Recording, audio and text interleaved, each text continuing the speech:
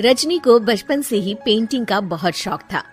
वो हमेशा से ही पेंटर बनना चाहती थी, पर उसके माँ और पिताजी ने उसको कभी भी इस चीज के लिए सपोर्ट नहीं किया और उसकी शादी नीरव से हो गई। नीरव रजनी को बहुत प्यार करता था, पर रजनी हमेशा चुपचाप ही रहती। वो इस शादी से खुश नहीं थी। वो ये शादी नहीं करना चाहती थी।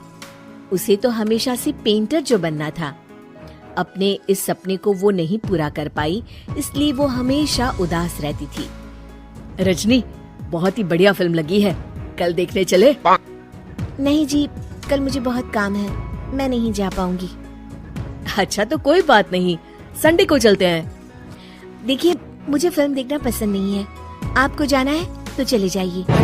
नीरव को मना करके रजनी वहाँ से चली जाती है और अपने बैग को खोलकर उसमें बंद पड़े ब्रश और कलर्स को देखकर रोने लगती है। रजनी, चलो ना कहीं बाहर खाने चलते हैं, कुछ तुम्हारी पसंद का। जी, मुझे नहीं जाना, मेरी तबीयत ठीक नहीं है। रजनी वहाँ से चली जाती है। नीरव को समझ नहीं आता कि रजनी उससे इतना दूर क्यों रहती है। वो जब भी उसके साथ वक्त बिताना चाहता है, रजनी कोई ना कोई बहाना बना देती है। एक दिन घर पर कोई नहीं था। रजनी घर का सारा काम जल्दी से खत्म कर लेती है। घर पर अकेले होने के कारण वो सोचती है कि वो आज पेंटिंग करेगी। वो अपने कमरे में जाकर पेंट ब्रशेस और कलर्स निकालकर जैसे ही कलर मिक्स कर रही होती है कि दरवाजे पर बेल बज जाती है। अब कौन आ गया इस वक्त? इतनी मुश्किल से तो मुझे पेंट करने का मौका मिला है। रजनी दरवाजा खोलती है तो उसकी सास अपनी सहेलियों के साथ खड़ी होती है और सब घर के अंदर आ जाते हैं।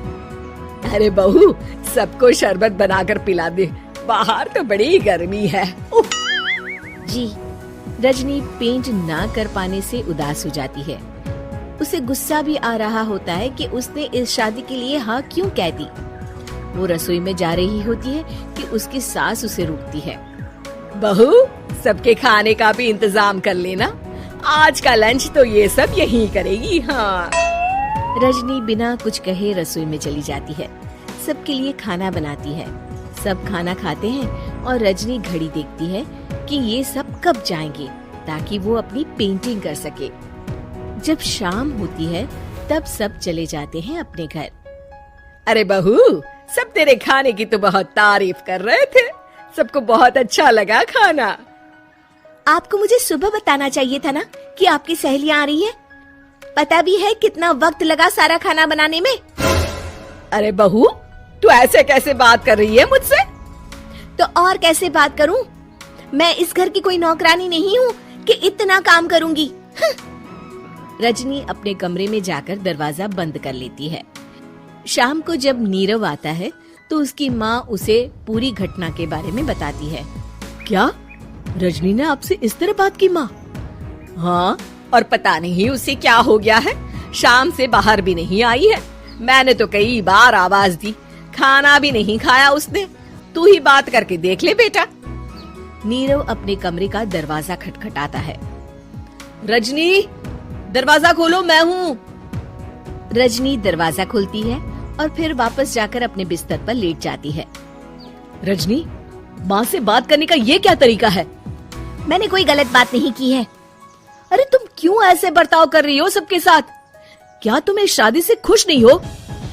रजनी कुछ नहीं बोलती।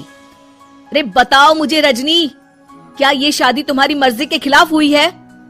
हाँ, मैं ये शादी कभी नहीं करना चाहती थी। तुमसे क्या, मैं किसी से भी शादी नहीं करना चाहती थी।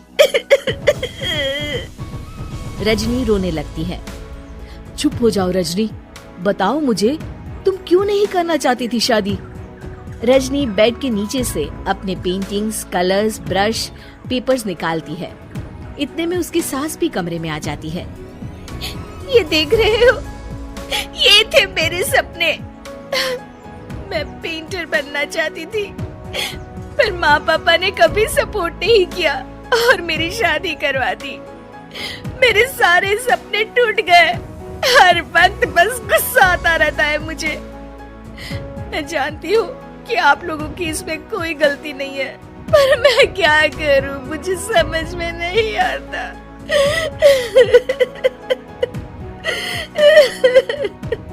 रजनी फूट फूट कर रोने लगती है। मुझे माफ कर दीजिए, आप दोनों के साथ मैं बहुत बुरा बर्ताव कर रही हूँ। अरे रजनी बेटा चुप हो जाओ तुम। नीरव पानी लेकर आता है। ये लो पानी पियो और शांत हो जाओ। रजनी पानी पीती है और उसकी सास पेंटिंग्स देख रही होती है।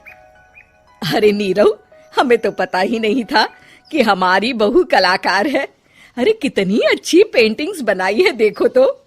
ये वाली तो मैं अपने कमरे में ले जाऊंगी। आपको ये पेंटिंग्स अच्छी लगी? अच्छी नहीं, बहुत अच्छी लगी। और तुमने हमें बताया क्यों नहीं? तुम जब चाहे पेंटिंग कर सकती हो रजनी। हम तुम्हारे सपनों को पूरा करने में तुम्हारा पूरा साथ देंगे। हाँ बेटा, हम कला की कद्र करते हैं। हम कलाकार तो नहीं, पर मुझे गर्व है कि मेरी बहू एक कलाकार है। रजनी, नीरव और सास तीनों हंस पड़ते।